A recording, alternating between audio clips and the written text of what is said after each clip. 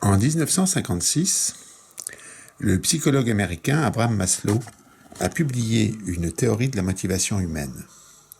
Cela a donné l'échelle de Maslow qui répertorie 5 types de besoins. Cette échelle de Maslow est intéressante parce que elle est simple d'utilisation et très complète. Que nous dit Maslow ? Il y a d'abord les besoins physiologiques. Les besoins physiologiques, c'est les besoins de respirer, de dormir, de boire, de manger, de vivre dans une température convenable, etc. Ensuite, il y a les besoins de sécurité. Dans les besoins de sécurité, il y a 3 sous-catégories. D'abord, se protéger, la protection. Avoir une maison, un appartement, un habitat qui soit fermé, qui nous protège des intempéries, qui nous protège des agressions. C'est ce qui fait que nous n'allons pas dans n'importe quel pays ou dans n'importe quel quartier à n'importe quelle heure, etc. Dans les besoins de sécurité, il y a aussi les besoins de prévoyance. Prévoir, aujourd'hui j'ai ce qu'il faut, mais demain. C'est ce qui fait qu'on met de l'argent de côté, qu'on s'assure en cas d'accident, que l'on fait des provisions.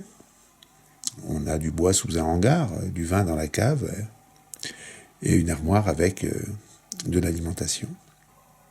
Et la 3e catégorie, dans les besoins de sécurité, c'est le besoin d'ordre, de règles, de lois. Savoir comment se comporter dans la société pour y être accepté, y avoir sa place. Après, la 3e catégorie, c'est les besoins d'amour et d'appartenance. Maslow les met dans la même catégorie, qui sont une catégorie affective. L'amour, c'est d'être aimé, c'est d'aimer et d'être aimé. C'est tout simplement aussi ce que Maslow appelle la fin de relation, fin FAIM bien entendu. On a besoin d'être en contact avec les autres, d'échanger avec eux, que ce soit notre partenaire de vie, nos enfants, notre famille, des amis, des clients, des collègues.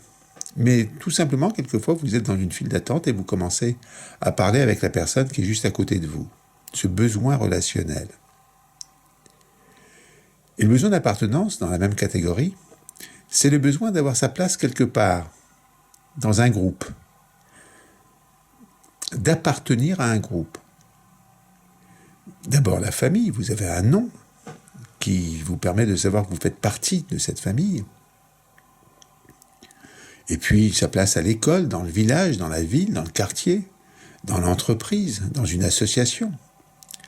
Avoir sa place et se sentir accepté. La 4e catégorie sont les besoins de reconnaissance. C'est le besoin d'avoir de la valeur et que cette valeur soit reconnue. C'est aussi le besoin de se situer dans la hiérarchie sociale. C'est un formidable moteur pour développer nos compétences. Nous cherchons à avoir toujours plus de compétences pour réaliser davantage de choses et avoir davantage de valeur et une position meilleure dans la hiérarchie sociale. Beaucoup d'objets de notre société marchande sont des symboles de cette valeur, de cette position sociale. La voiture, les vêtements, la maison, les voyages, que sais-je encore. Enfin, il y a le besoin de réalisation.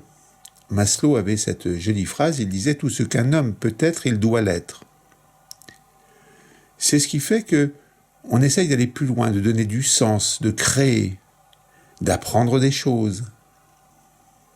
On sent tous qu'on a un potentiel qu'on n'a pas encore réalisé. Ce potentiel, il faut, comme disent les philosophes, il faut l'actualiser. Ce que je vous propose de faire, c'est de prendre un papier, un crayon, et de réfléchir, et d'y revenir régulièrement dans les prochaines semaines, dans les prochains mois, en vous posant la question, où en suis-je dans la satisfaction de mes besoins ? Vous prenez chaque besoin et vous vous dites, est-ce qu'il est satisfait ? Qu'ai-je fait pour le satisfaire ?